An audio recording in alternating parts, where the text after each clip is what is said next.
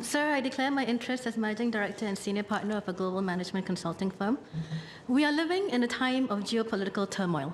Governments and businesses with global footprints are rushing to understand the impact of the new US tariffs and the response of the targeted countries, and are awaiting the next wave of actions. Headline-grabbing as they are, the US tariffs are but part of a broader America First agenda. At the same time, we see China pivoting from the West to strengthen its trade, military, and diplomatic positions with the rest of the world. A global South gaining in confidence, forming alliances like BRICS Plus, and crafting their own paths in search of growth amid geopolitical fractures. And finally, a Europe facing a reckoning, forced to reevaluate its security posture and reliance on the US and Russia, and its future role on the global stage. So what we have is a multipolar world, an unbalanced multipolar world. And this unbalanced multipolarity is playing out in new economic battlegrounds. One, tectonic shifts in global trade fragmentation and regionalization, slowing China-West trade while China-Rest of the world and South-South trade grows. Two, a tech and AI arms race, the semiconductor wars, the AI diffusion rule, the arrival of DeepSeek.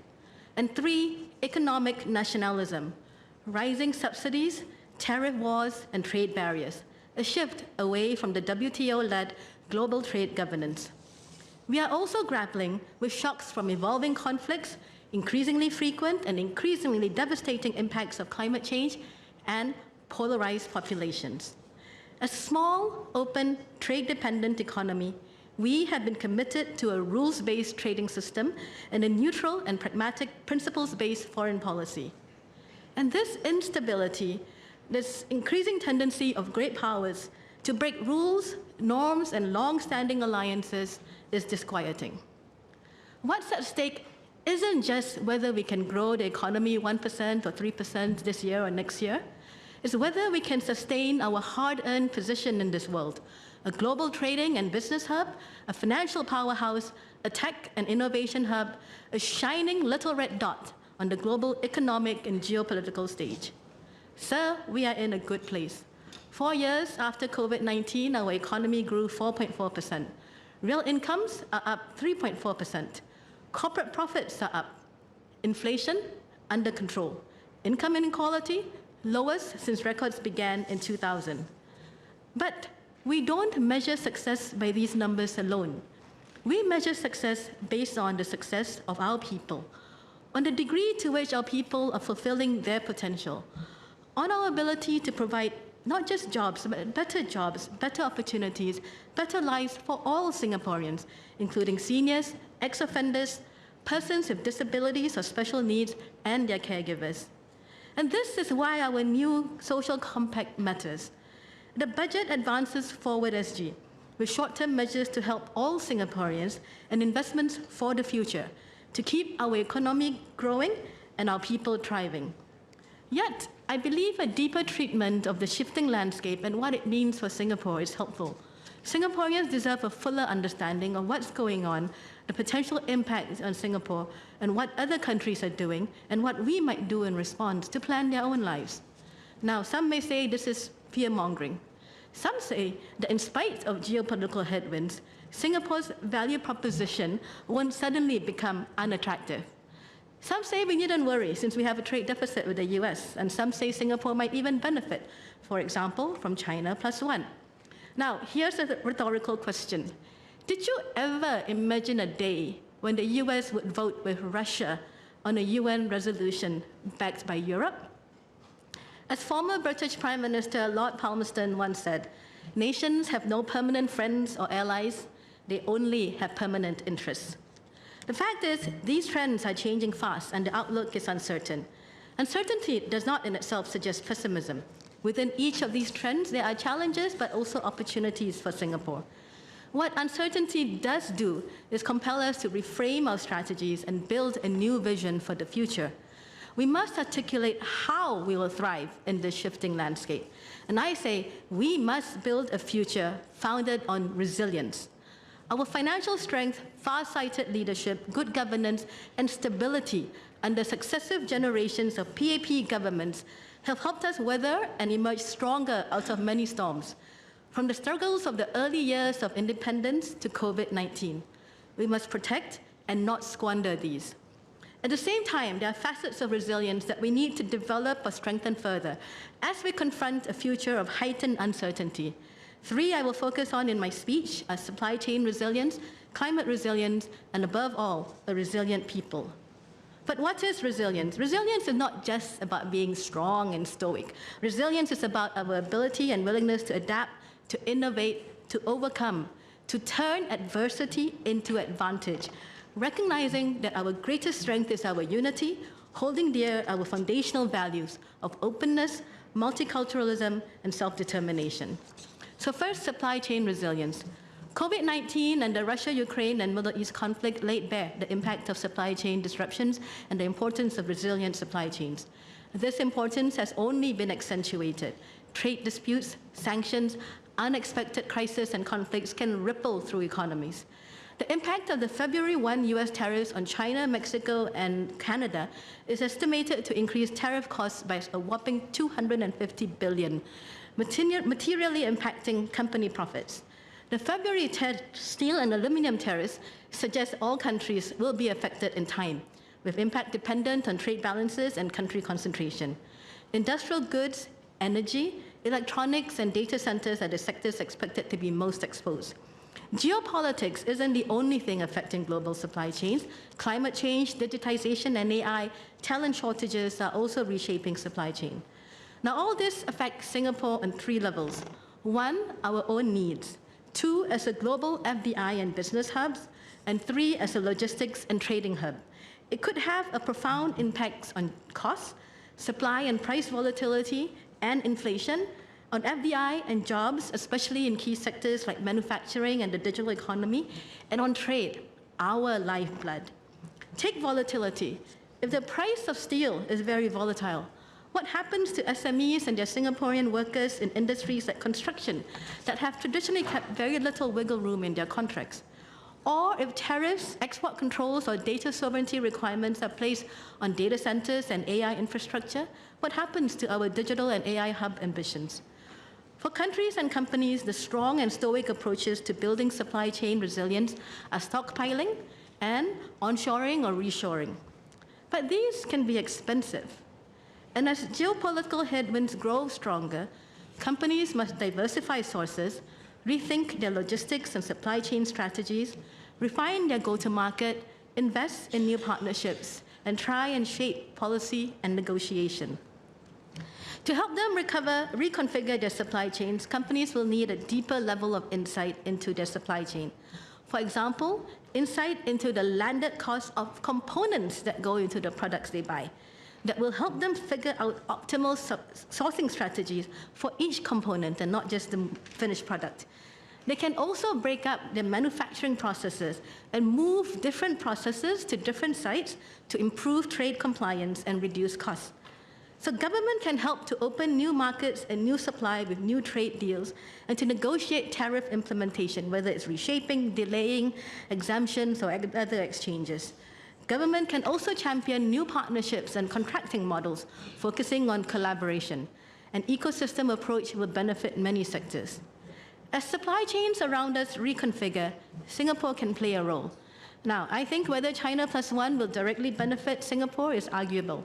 A lot of what is moving out is of lower value add, too low for our relatively high cost base. But there are indirect benefits in managing this new supply chain as a connector, as an orchestrator, enhancing our position as a trading hub. And so we should build up supply chain and procurement centers of excellence here. Next, climate change. We know climate change is existential for us. We know that whether 40-degree days become the norm, or flooding in woodlands of Bukit Timah will become more frequent, or whether parts of Marine Parade will sink under rising sea levels, will depend more on what other companies do than what we do. But we still need to build climate resilience, even if it's the strong and stoic kind. I'm glad Budget 2025 puts more in climate adaptation and resilience by topping up funds for coastal protection, for example, alongside climate mitigation. In my Budget 2021 speech, I called for Singapore to act boldly on the green economy. With President Trump's executive order to pull the US out of the Paris Agreement, US firms are awaiting clarity on the new administration's climate actions. But climate change isn't waiting. and refuses to be ignored, with extreme weather becoming more common. Europe remains steadfast in its commitment to its Green Deal while adapting for economic realities, while Asian companies are primed to seize opportunities, with many doubling down on investments in green business builds, EVs, batteries, solar, green hydrogen, low-carbon agri-tech, setting the stage for another revolution, clean energy. Singapore's geographic constraints lead to a limited ability to deploy large-scale renewable energy sources and high costs. Importing energy and green hydrogen have their own high challenges. This not only has implications for our net zero goals, but also limits economic development in growth sectors like AI, advanced manufacturing, semiconductors, and biopharma. Thus, the potential deployment of nuclear power in the form of SMRs is noteworthy. It could also have significant economic impact. One of the first SMR programs in the world, the Rolls-Royce SMR program in the UK, when fully operational, is forecast to create 40,000 regional jobs in the UK by 2050 and generate £52 billion in economic benefit. Now, while critics say that SMRs are costlier than renewables and slow to deploy, the high costs of renewables in Singapore make us uniquely positioned to make the business case work. The $5 billion top-up to the Future Energy Fund to invest in nuclear electricity imports and hydrogen is timely. It must be complemented with strong regulatory support, capability build, and very importantly, stringent safety regulations to gain the political support needed to make nuclear energy a key pillar of our green economy. We need to assess and develop these conditions carefully. Finally, a resilient people. A resilient nation is one built on the strength, adaptability, and courage of its citizens. Sir, this is our SG60 year. At milestones like this, we often recognize the struggles and sacrifices made by our pioneer generations in building Singapore. Sustaining the miracle of Singapore is not about resting on our laurels. Every generation must struggle and sacrifice. Ours is no different. The question is how we support Singaporeans. We need to invest in education and lifelong learning, healthcare, including mental health and social well-being. In my maiden speech in this House, I called for the government, businesses, and citizens to make us the nation that learns the fastest, to invest in our people and double down on skilling and lifelong learning. I'm heartened by how Skills Future has evolved since then. Budget 2025 continues that evolution, extending support to those over 30 and training allowances to part-time programs. We must make sure that these programs are properly curated to improve the chances of participants landing a better job. With Skills Future in full flight, the next area to focus on is economic empowerment. We need to continue to create job opportunities and push for fair wages to give Singaporeans financial stability. We need a national program for career guidance and development that helps individuals navigate their career progression. And we need to do much more to encourage entrepreneurship and innovation. Our people must dare to dream. They must want to work on moonshot projects in AI, green energy, and other critical areas. And we must give them resources and support across life stages. In Woodlands, we are launching a youth adulting program that will help young adults learn about careers, skills, entrepreneurship, technology, and innovation, along with financial literacy, mental health, and building relationships, which I jokingly tell my team starts with how to date. Now, this next phase will require us to build a culture that is more open to failure, if you learn from it. We need to teach our kids and their parents that it's not just the bankers, the doctors, the lawyers, the CEOs, the ministers with straight A's and a fast-track career that deserve to be admired and emulated, but the business owner who overcame failures. We need to teach our kids that success is not a function of TikTok views and likes, but of hard work and discipline, struggle and sacrifice. Sir, I must say a few words on global talent, I must. While we build new growth areas for Singaporeans, the skills required to jumpstart and grow these fields are currently in short supply globally, and countries are racing to build the same skill. The competition for highly skilled workers is shifting into the geopolitical sphere, leveraging tools like immigration policy. Now, Singapore has always been forward-looking in this area, attracting top STEM talents, reaching out to our diaspora, developing global innovation alliances. Back in the mid-2000s, EDB's Boston Center Director, my husband, supported Mr. Philip Yeo, who was then building up the biomedical sciences sector, in his meetings with some of the biggest names in life sciences. They came to set up labs here, grooming Singapore talents. Today, we are a biotech hub.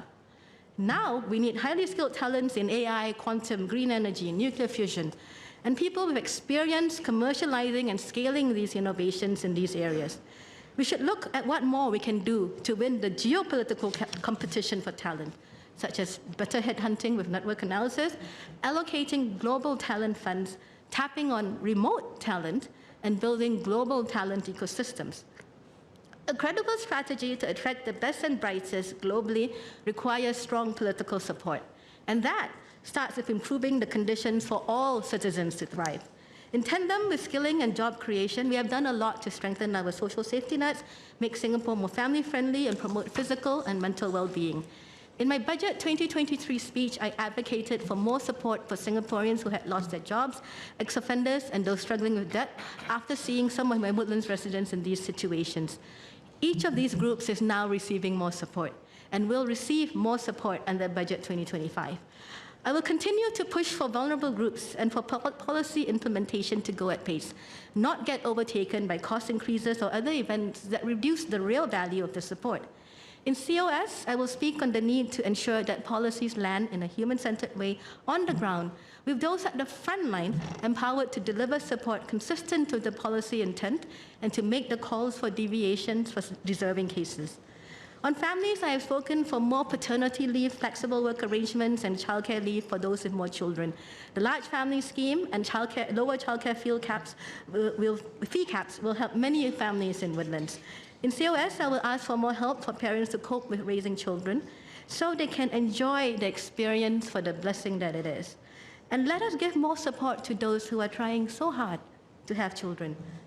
Together with Dr. Wan Rizal and others, we tabled the mental health motion. I shared the stories of my Woodlands residents, including one who succumbed to suicide.